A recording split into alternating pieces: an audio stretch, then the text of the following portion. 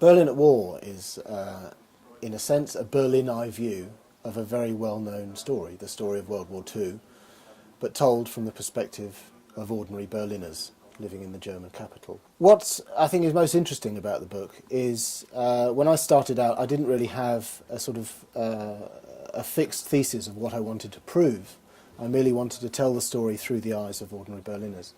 And what I think came across quite strongly to me is that Berlin society at that time is actually not so different from our own, which is quite a chilling thought in many ways. But you have, and I heard this from a number of my interview subjects, you have two extremes of society. You have perhaps 10-15% on one side who are convinced National Socialists, convinced Nazis, maybe 10-15% on the other side who are convinced opponents of the Nazis.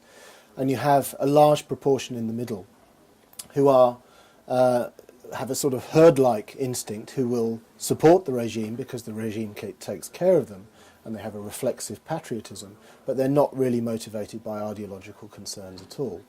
And I think that's the most important or most interesting aspect of the book, is that it shows that Nazis, even Nazi society, is actually rather similar to our own. And that, I think, in turn, throws up a lot of other questions about how the Third Reich functioned and how it engineered consent within that society.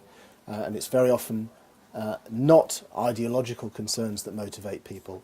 It's much more practical concerns about work, about food, and about who takes care of them when they're in trouble, when they're bombed out, and so on. So it's much more practical concerns like those.